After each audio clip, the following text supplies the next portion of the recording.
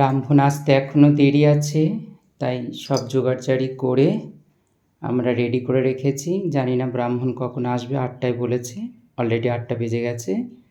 আর আমাদের ব্রাহ্মণ খুব কথা দিয়ে কথা রাখে, 8টার মধ্যেই পুজো করে। সে যে কোনো পুজোই হোক, লেগে গেলেই 8টার মধ্যে আসে।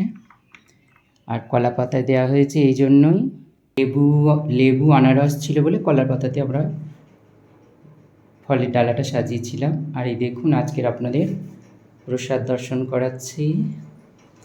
কালকের তো ভোগ ছিল, ঠাকুরের নিবেদন না করে দর্শন করাতে নেই বলে দেখাইনি। পিঠেগুলো এখানে আছে। আর এই দেখুন গ্যাসের কাছে আমি রান্না পুজো করেছি বলে মায়ের ভাত এখানেই দেওয়া হয়েছে। যেন গ্যাসে রান্না পুজো করি, আমি কাঠে রান্না করি না। আর এখানে মায়ের ভাত বাড়ানো হয়েছে।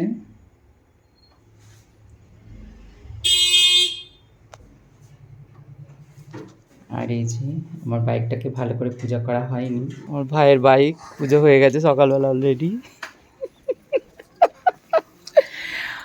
আর এখনও তো ব্রাহ্মণ আসেনি, পুজো জোগাড় এখানে বাইরে বলে রাখা হয় না।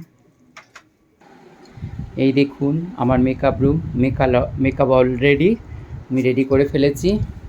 আমারও মেকআপ হয়ে গেছে, কিন্তু এত পূজা করার মধ্যে আর এতবার ছোটাছুটি করছে আমি ঘেমে গেছি।